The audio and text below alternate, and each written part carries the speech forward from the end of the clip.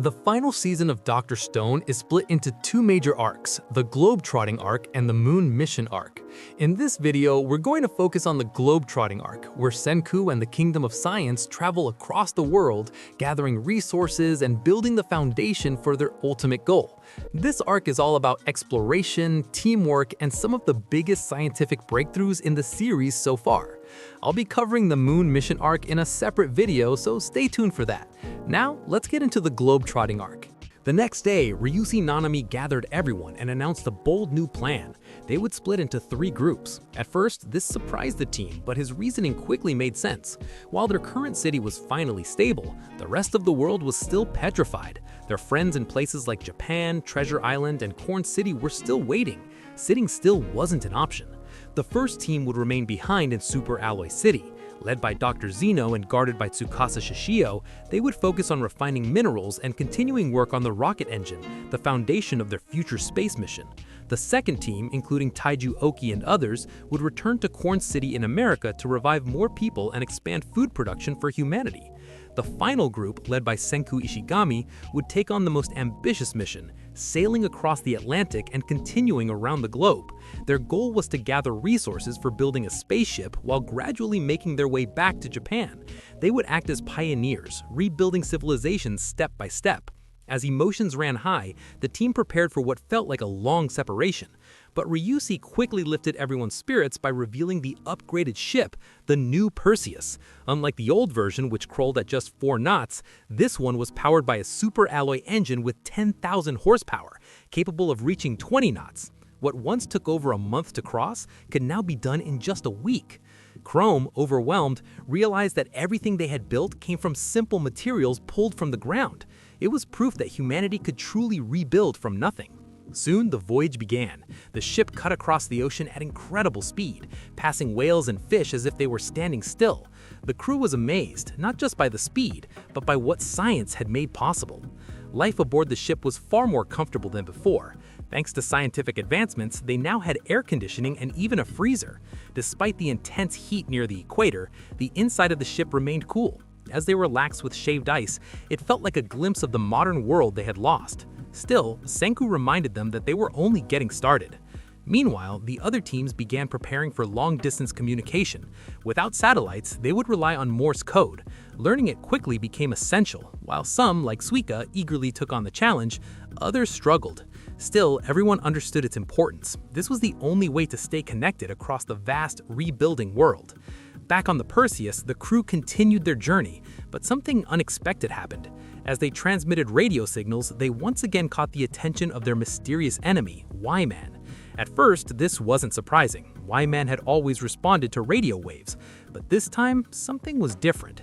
Instead of the usual signals, a clear message came through in Morse code: "Do you want to die?" The atmosphere instantly turned tense. This wasn't just a warning, it felt like a direct challenge. While some were shaken, Senku remained calm. To him, this confirmed something important. Y-Man wasn't mindless. It had intent, intelligence, and confidence. It saw itself as superior and had no interest in meaningful communication. Rather than backing down, Senku made a bold decision. If Y-Man wouldn't come to them, they would go to it. Their ultimate goal became clear. They would travel to the moon and confront their enemy directly. To achieve this, they needed 3 key things: a spacecraft, a rocket engine, and spacesuits. Their next destination would help them get closer to that goal. They set course for Spain, specifically Barcelona, in search of fluorite, an essential material for building advanced equipment. After just 1 week, they arrived. The speed of the Perseus once again proved how far they had come. But instead of immediately focusing on fluorite, Ryushi had another priority: olive oil. His passion for it was almost comedic, but it reflected a deeper idea. Rebuilding civilization wasn't just about survival, it was about living well. Using science, they harvested olives and processed them into oil with a centrifuge. Soon, Francois prepared a full meal, including dishes cooked with fresh olive oil.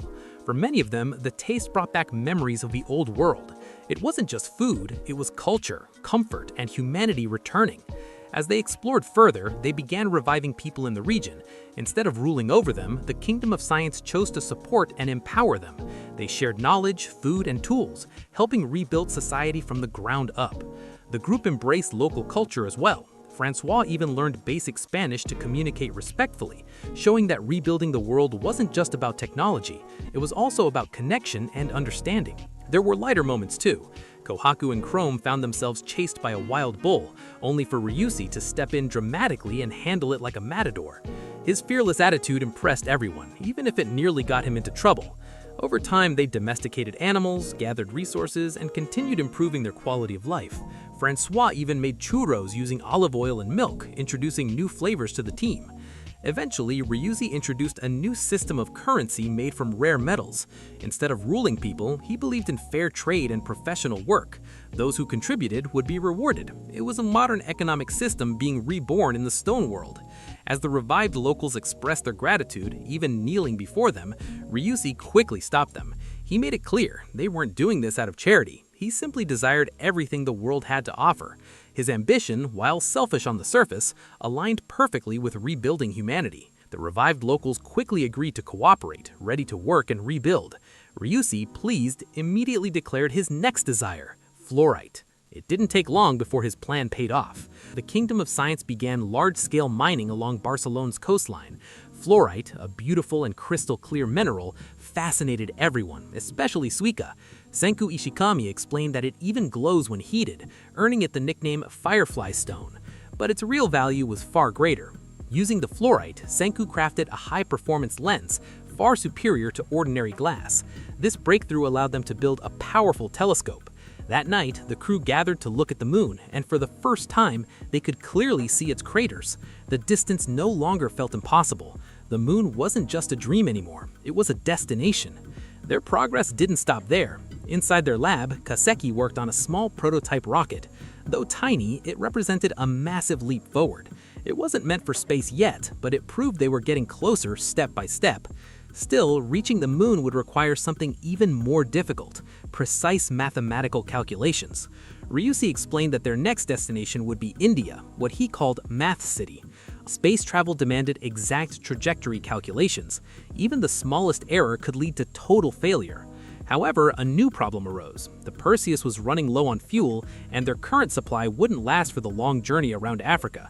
They were stuck, unless they found a shortcut. That's when Chrome noticed something on the map, a narrow land connection between two seas.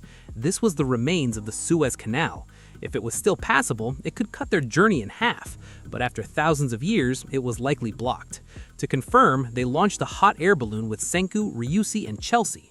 From above, Chelsea mapped the area and confirmed their fears. The canal was indeed blocked. But she also noticed something important. The blockage wasn't permanent rock. It was a massive natural dam made of trees and debris, which meant it could be destroyed. Instead of turning back, Senku proposed a bold solution: blow it up. Using their prototype rocket, now upgraded with explosives and guided controls, they created their first true missile. With Senku and Ryusi working together, they successfully launched it towards the blockage. The rocket flew through the air, guided carefully until it struck the dam. The explosion cleared the path. With the canal open, the Perseus rushed forward, cutting through the newly restored route. What would have taken a year of waiting was now reduced to a direct path towards India. It was a perfect example of science overcoming obstacles in the most dramatic way possible. Unlike earlier challenges, this wasn't about materials or engineering alone. Space travel demanded exact trajectory calculations. Even the smallest error could lead to total failure. Senku admitted that his usual quick mental math wouldn't be enough. Real space missions required extreme precision, like the calculations once used by NASA, written out to many decimal places. Soon they arrived in India. As always, they wasted no time adapting to their surroundings, starting with food. Gathering spices like cumin and cardamom, they prepared curry. While some struggled with the intense flavor, the moment highlighted something important. Every new place they reached added culture and richness to their journey. Then Kohaku said that if they had been forced to wait a year, she would have become Ruri's older sister. Through which Suika wonders if the villagers are alright. Kohaku says Ruri must have told everyone to get into defensive positions in time. As being siblings, even separated by land and sea, siblings understand each other. But their real mission was clear. They needed a mathematical genius. Based on Ryusui's knowledge, they began searching for someone named Sai, a prodigy he claimed had extraordinary computational ability. By analyzing the timing of the petrification and reconstructing the old landscape, escape, Senku and Chelsea pinpointed the most likely location where Sai's statue would be buried. After careful excavation, they found him. When revived, Sai Nanami immediately panicked. The moment he saw Ryusui, he tried to run away in fear. This strange reaction confused everyone until the truth came out. Sai was Ryusui's older brother. The revelation shocked the entire group. Even more surprising was Sai's personality. In his mind, he wasn't a prodigy, just someone who liked programming and games. Flashbacks revealed the truth. As a child, Sai had already shown incredible mathematical ability, solving complex problems far beyond his age. Teachers recognized him as a prodigy immediately. Despite being labeled a genius, he constantly denied it. He insisted that his abilities weren't special and that computers could easily surpass him. But Ryusui, with his overwhelming ambition, pushed him even further, wanting him to use those abilities for grand projects. Instead of embracing it, he ran from it. He didn't want to be defined by expectations. While Ryusui believed in maximizing potential and chasing everything, Sai only wanted a simple life focused on what he enjoyed. This difference created a deep contrast between the two brothers, one driven by limitless desire, the other trying to escape it. All Sai wanted was to play video games and program them and code. Ryusui refused to accept Sai's denial. To him, talent was something to be used, not hidden. He openly declared that he desired Sai's abilities for the mission ahead. Sai explained why he had run away from Ryusui and Nanami Corp. Everyone always tried to put him to work, especially using his math skills, but that was never what he wanted. That's why he escaped all the way to India and chose a university life instead. What he really loved was coding. For a moment, he imagined himself sitting in front of a laptop, writing lines of code like he used to, but the image quickly faded as reality hit him. That kind of technology didn't exist anymore. With sadness in his eyes, he asked Senku how long it would take to rebuild a proper modern computer in the stone world. Senku didn't sugarcoat it. Semiconductors were extremely difficult to make, and even with their progress, it could take 5 to 10 years. Hearing that, Sai broke down and questioned why they had even revived him. In a world without computers, he felt completely useless. That night, the others talked about him. Ryusui said this was just how Sai was, but when it really mattered, he could deliver. Still, Senku admitted that Sai alone wouldn't be enough for their mission. Calculating a rocket's trajectory required extreme precision, and even the smallest mistake could cost lives. Unlike the Apollo missions, they were dealing with an unknown enemy, Y-Man, and unpredictable conditions. They needed someone who could constantly calculate and adapt in real time. Meanwhile, Francois brought food to Sai's room, but he didn't even touch it. Inside, Sai, feeling devastated, thinks all he can do in 5 to 10 years is just survive. Then he suddenly realizes something and picks a pen and says coding is all he can do. When the group checked on him, they were stunned. Sai had covered the entire room, walls, ceiling, everywhere with code. Senku immediately recognized it as machine code, the most basic form of programming. Sai explained that even without computers, he could still write code for the future. As Senku looked closer, he realized something surprising. Sai wasn't just writing random code, he was recreating a game, Dragon Quest. Sai explained that coding wasn't just about calculations, it was about building entire worlds inside a machine. That idea sparked something in Senku. If Sai could still code, then maybe they didn't need a modern computer right away. Instead, they could build a simpler one using older technology. Senku declared that they would create a computer in the stone world, marking a major turning point for humanity. Around the same time, the story briefly shifted to their allies. In Japan, Ruri remained petrified but conscious, holding out to hope that Senku and the others would return. In America, Taiju's group successfully revived their companions, including Joel, and celebrated their return. When they heard about the plan to build a computer, they were completely shocked. Back in India, the Kingdom of Science began setting up a new base, and Sai still couldn't understand how they planned to build a computer without modern tools. Senku simplified the concept. Computers, at their core, were just about on and off, ones and zeros. To demonstrate, he used flags. The men held white flags to represent numbers, and the women held red flags for answers. By raising and lowering them in certain combinations, they could simulate addition. It sounded ridiculous at first, but it worked. Senku explained that this was the basic idea of a circuit. Sai quickly recognized it as a half adder, a fundamental building block in computing. However, he pointed out that this method was too slow to be useful unless it was done electronically. That's when Senku revealed his solution. Instead of modern semiconductors, they would use an older technology called a parametron. It was a donut-shaped component made from metal and wire, capable of processing electrical signals through oscillation. Kaseki quickly began crafting these components, and to everyone's surprise, they were relatively easy to produce. At first, they only needed a few to test the system. Sai watched in disbelief disbelief as their simple setup worked. Lights turned on correctly, proving that the circuit could perform basic calculations. While Kohaku pointed out that the answers were obvious, Sai understood the bigger picture. By combining enough of these circuits, they could eventually build a full computer. Overwhelmed, he started to cry, realizing they could create something that surpassed human calculation. Senku and Ryusui both smiled, knowing this was the breakthrough they needed. But the real challenge came next. Senku revealed that they wouldn't just need a few components, they would need 200,000 of them. The reaction from Corn City was immediate shock. Senku explained that this project would require both machines and manual labor. They would build systems to mass-produce the metal components, while people would handle detailed tasks like wiring. This wasn't something one team could do alone. It would take the combined effort of everyone they had revived. Despite how overwhelming it sounded, the people in Corn City accepted the challenge. They understood that this wasn't just another project, it was the foundation for reaching the moon. As the work began, Sai started improving the system step by step. At first, they could only handle the simplest calculations, but as they added more circuits, their capabilities grew. Eventually, they could calculate numbers up to 255. It was still basic compared to modern computers, but it was real progress. However, another problem soon appeared. They needed a way to share complex designs between India and America, and Morse code wasn't enough for detailed diagrams. Chelsea suggested sending images instead, which led to the next big invention. Zeno proposed building a fax machine. By using special materials and electrical signals, they could scan images, convert them into signals, transmit them across long distances, and recreate them on the other side. Senku immediately began working on it. With some adjustments and clever engineering, they successfully created a working fax system. Soon, they received a group photo from Corn City. Everyone was happy to see their friends again, but Sai grew quiet. The image reminded him of his past. Later, Gin and Chelsea tried to understand what was bothering him. Chelsea directly asked about his relationship with Ryusui. Sai revealed that both he and Ryusui were outsiders in their family. They weren't born to the main matriarch, and Sai was raised to be a tool, a genius mathematician for the family business. Ryusui, on the other hand, was impossible to control. As children, Ryusui constantly asked Sai for help with different projects, from calculations to games, but Sai refused every time because he didn't want to be used. Eventually, he ran away from everything. Hearing this, Chelsea became emotional, but Gin offered a different perspective. Maybe Ryusui wasn't trying to use him, maybe he just wanted to spend time with his brother. Sai didn't have an answer for that. That night, he thought back to all those moments when Ryusui invited him to work together. For the first time, he started to see them differently.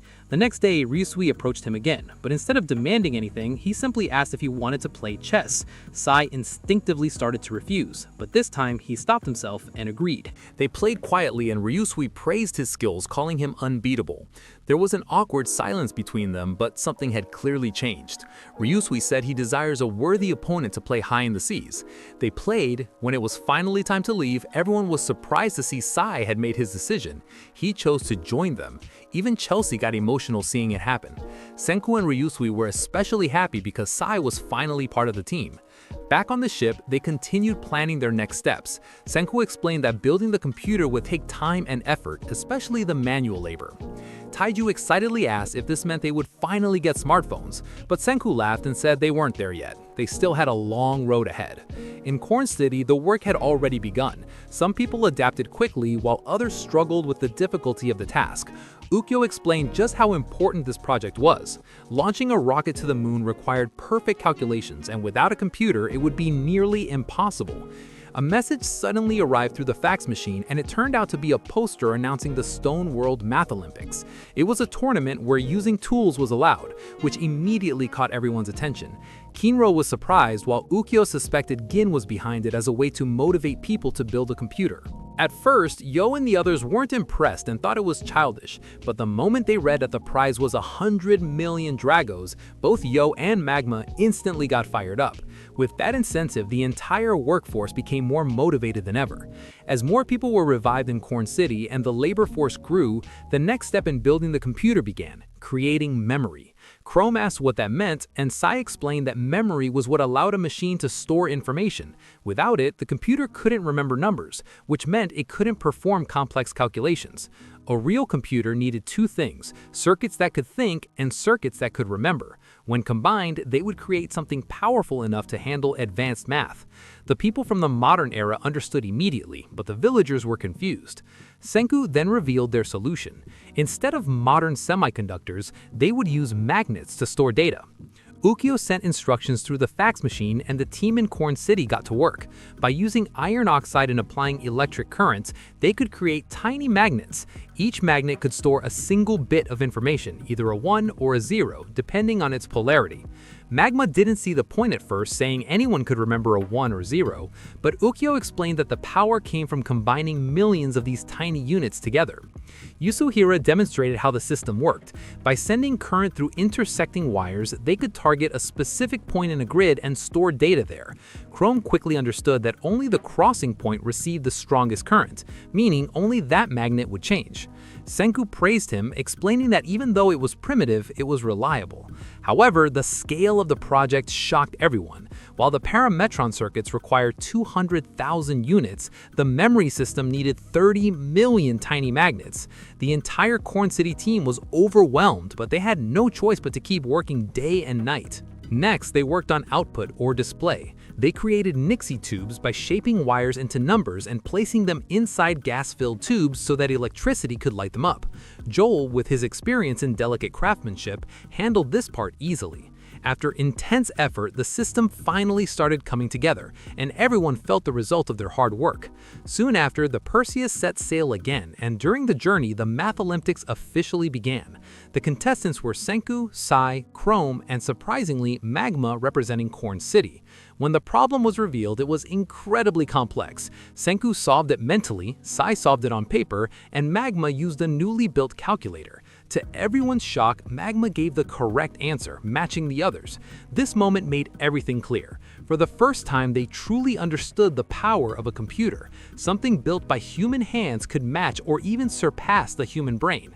Back in Corn City, they celebrated as well, realizing that their efforts were paying off. They even joked about the 100 million Dragos prize, but Ryusui wasn't there to pay it. Francois assured them that payment would come through direct deposit, which led to the creation of a banking system powered by their new computer. With this, the Perseus continued its journey. Zeno's team would focus on building the rocket engine, while the Corn City team handled the computer. Senku was finally ready to move forward with the moon mission by starting construction of the rocket itself. He explained that the rocket couldn't be made from iron because it was too heavy. Instead, they needed aluminum, which is much lighter. Their next destination was Australia, home to massive deposits of bauxite, the ore used to produce aluminum. When they arrived, Chelsea quickly identified the red soil as bauxite.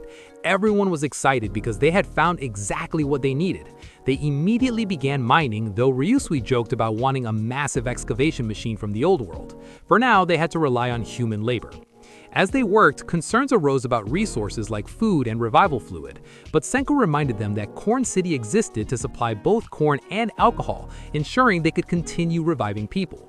Right then, a ship arrived carrying Ukyo and Yo, delivering a fresh supply of corn. Francois used it to prepare a variety of dishes, lifting everyone's spirits. But the real reason for their arrival was something much more important. That night, Ukyo revealed a working Medusa device powered by a new battery created by Joel. When activated, it successfully triggered the petrification effect. This proved that the Medusa still worked as long as it had a fresh battery. However, not all Medusas could be restored. The older ones from the original event were too degraded to function, but the newer ones from Treasure Island still worked. This discovery changed everything. It meant they had access to petrification again, which could be used both as a weapon and as a form of preservation. Senku then revealed a shocking truth about the moon mission. They didn't have the resources to build a return rocket. The mission would be one way. Anyone who went to the moon would have to petrify themselves there and wait for future humans to rescue them. It could take years, decades, or even centuries. Everyone was stunned. Ryusui confirmed this was a suicide mission. Senku remained calm and firm. The weight of this decision hit everyone differently. Some stayed quiet, while others felt uneasy. Chrome, however, couldn't accept it. Meanwhile, Senku continued focusing on the one-way mission. He began outlining the full process of building the rocket. The bauxite they collected would be refined into alumina, then converted into aluminum using large amounts of electricity. Combined with other materials like fluorite, they would create duralumin, a strong and lightweight alloy for the rocket body. But producing aluminum required massive energy. Senku explained that even in the past, it consumed enormous power. The only solution in the stone world was to build a hydroelectric power plant. For that, they needed a location with strong rivers and elevation. Japan. Their final destination would be their homeland. There, they would gather all their resources and build the rocket, and until the rocket is ready, they'll seal the Medusa. Senku says they can't even waste a minute, and this single device is their one-way ticket to the moon. Chrome was on top of his base, looking at the sky, thinking how he'll never see Senku, Ryusui, Tsukasa, or Hyoga. He got emotional thinking about this. He believed that everyone deserved a happy ending together. He didn't want a future where the team would be separated forever. Determined, he made a secret plan. Together with Suika, they decided they would build a return rocket. Even though they lacked knowledge and experience, they were willing to try. They chose to keep this plan hidden from Senku and the others. To make it possible, they needed someone to teach them advanced math and calculations. Sai. They approached him seriously and asked him for his help.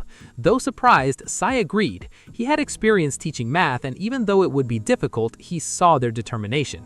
The two of them committed themselves fully to learning. Chrome says everyone would be here to celebrate their victory thanks to their round-trip rocket. Before departing to Japan, they made one last stop in Indonesia, where they found an abundance of rubber trees. This allowed them to establish a rubber supply which would be useful for many future technologies. After traveling the world for years, building cities and reviving people, their journey was finally nearing an end. They were heading back to Japan, where everything would come together. As they prepared for this final phase, Senku mentioned one more thing. In every place they visited, they always made local food first. That wasn't just for fun, it was motivation. Familiar food could inspire the people they revived and give them strength to work toward rebuilding civilization. Kohaku assumed the whole idea was just about enjoying delicious food, and Ryusui openly admitted that he absolutely desired that too. When Francois asked what counted as comfort food in Japan, the group suddenly spotted a vast rice field stretching across the horizon. They realized how fortunate they were to find wild rice growing at just the right time. Ryusui dismissed it as more than luck. Francois explained that the rice would be ready for harvest in April after the rainy season, which was exactly why they had timed their arrival. Meanwhile, Chrome and Suika continued their intense lessons in math and computation under Sai's guidance, solving problems seriously as they trained. At the same time, Kaseki completed a machine that helped with farming. When Gin wondered if immediately replanting rice would cause issues, Senku reassured him that near the equator there was effectively no winter, allowing up to 3 harvests a year. However, Ryusui noted that repeated harvesting would drain the soil unless they used proper fertilizer. That's where their earlier efforts paid off. The stones they had collected from Nauru contained phosphorite, and by combining it with ash and nitric acid, they created effective fertilizer. This allowed their crops to flourish, leading to a successful harvest. With high-quality rice secured, Francois prepared onigiri. The familiar taste deeply moved everyone, especially Ukyo, who was unexpectedly emotional despite rarely eating it in the modern era. Senku quietly smiled, thinking of his father, while Ryusui declared it the perfect souvenir. With that, they decided it was time to return to Japan, completing their global journey after 8 long years. They first stopped at Treasure Island, reviving their allies like Amaryllis and Soyos, who were overjoyed to reunite. Soyos explained that although they had fallen behind due to petrification, reinforcements from the mainland had helped them continue their mission. Soon after, the Perseus sailed onward to Japan. Upon arrival, they revived the villagers. Kohaku rushed to embrace Rudy, who lifted her effortlessly, showing her strength. Gin was stunned, while Chrome joked about the sisters being like powerhouse gorillas, earning himself a punch. As emotions settled, Senku warned that they couldn't assume everything was safe yet. Ruri revealed that a stone wall had been built for protection, though no one knew exactly how. Elsewhere, Suika reunited with her pets, Chalk and Sagara, who had survived the petrification and even formed families and realized they're the ones who built that stone wall. Though emotional, she chose to let them remain in the wild. Back with the group, Francois prepared sushi using fresh fish, energizing everyone for the next phase. Rudy revealed the villagers' major achievement, a massive dam. Ryusui immediately recognized it as a hydroelectric plant. Senku explained that its simple design, reinforced with bamboo instead of steel, would generate the enormous electricity needed to refine aluminum for their rocket. With contributions from across the world, their preparations were finally complete. As Amaryllis confirmed that the launch site was ready, Ryusui declared they were set to face the final frontier, and Senku affirmed that this time, all of humanity stood behind them. And that wraps up the Globetrotting Arc. This part of the story really shows how far the Kingdom of Science has come, going from survival to rebuilding the entire world step by step. With everything now set in motion, the stage is finally ready for the Moon Mission arc, where things are going to get even more intense. If you enjoyed this video, make sure to check out my other video where I've covered the Culling Games arc. It's a completely different kind of chaos, but just as exciting. Thanks for watching, and I'll see you in the next one.